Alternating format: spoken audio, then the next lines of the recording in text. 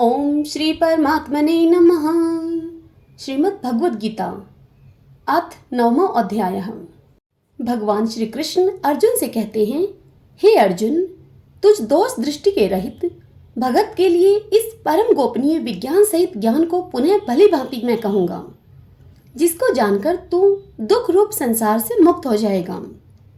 यह विज्ञान सहित ज्ञान सब विद्याओं का राजा, सब गोपनीयों का राजा, अति पवित्र, अति उत्तम, प्रत्यक्ष फल वाला, धर्मयुक्त, साधन करने में बड़ा ही सुगम और अविनाशी है। हे परंतप, इस उपयुक्त धर्म में श्रद्धा रहित पुरुष मुझको न प्राप्त होकर मृत्यु रूप इस संसार चक्र में भ्रमण करते रहते हैं। मुझ निराकार परमात्मा से यह सब जगत जल से बर्फ के सदृश परिपूर्ण है और सब भूत मेरे अंतर्गत संकल्प के आधार स्थित हैं, किंतु वास्तव में मैं उनमें स्थित नहीं हूँ। वे सब भूत मुझ में स्थित नहीं हैं, किंतु मेरी ईश्वरीय योग शक्ति को देखकर कि भूतों का धारण पोषण करने वाला और भूतों को उत्पन्न करने वाला भी मेरा आत्मा वास्तव में भूतों में स्थित नहीं है। जैसे आकाश से उत्पन्न सर्वत्र विचरने वाला महान वायु सदा आकाश में ही स्थित है, वैसे ही मेरे संकल्प के द्वारा उत्पन्न होने से संपूर्ण भूत मुझ में ही स्थित हैं। तुम ऐसा जानो। हे अर्जुन, कल्पों के अंत में सब भूत मेरी प्रकृति को प्राप्त होते हैं, अर्थात प्रकृति में लीन होते हैं, और कल्पों के आदि में उनको मैं फिर से रचता हूँ। अपनी प्रकृति को अंगीकार करके स्वभाव के बल से परतंत्र हुए इस संपूर्ण भूत समुदाय को बार बार उनके कर्मों के अनुसार मैं रचता हूँ। हे अर्जुन, उन कर्मों में आसक्ति रहित और उदासीन के सदृश स्थित मुझ परमात्मा को वे कर्म नहीं बांधते। हे अर्जुन, मुझ अधिष्ठाता के शकाश से प्रकृति चराचर सहित सर्व जगत को रचती है और इस हेतु से ही यह संसार चक्र घूम रहा है।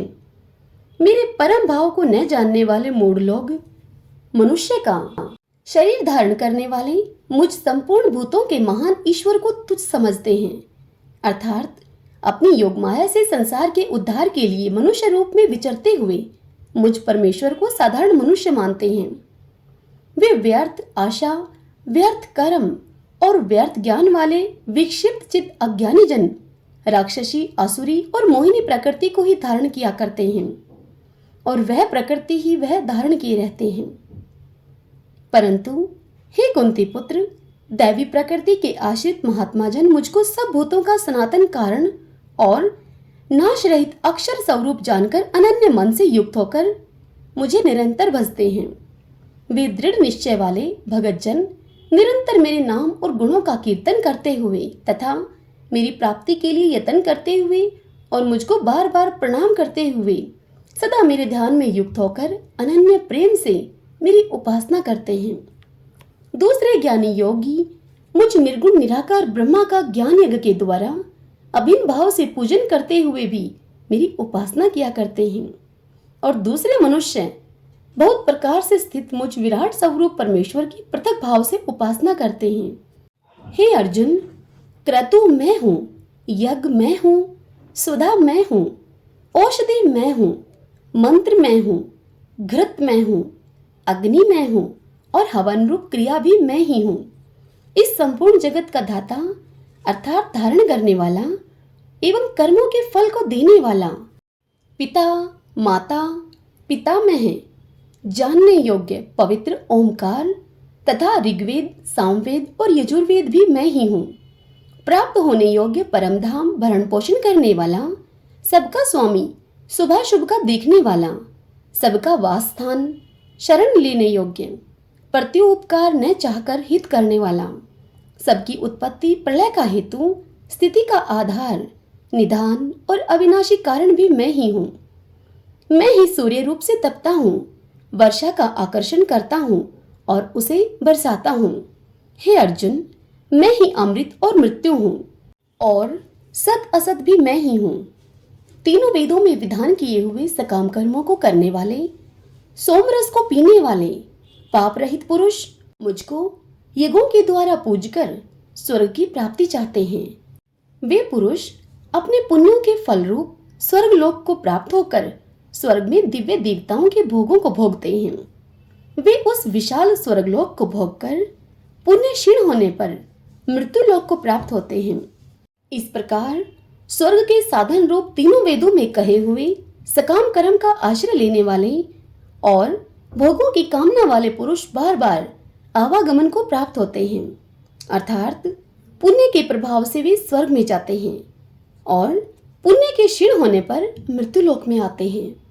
हे अर्जुन, जो अनन्य प्रेमी भगत जन मुझ परमेश्वर को निरंतर चिंतन करते हुए निष्काम भाव से बचते हैं, उन नित्य निरंतर मेरा चिंतन करने वाले पुरुषों का योगक्षेम मैं स्वयं प्राप्त कर देता हूँ।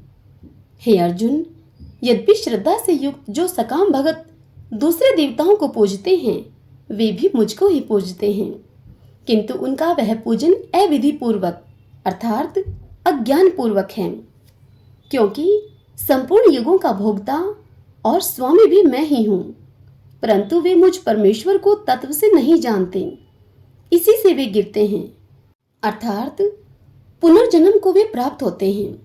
देवताओं को पूजने वाले देवताओं को प्राप्त होते हैं, पितरों को पूजने वाले पितरों को प्राप्त होते हैं, भूतों को पूजने वाले भूतों को प्राप्त होते हैं और मेरा पूजन करने वाले भगत मुझको ही प्राप्त होते हैं।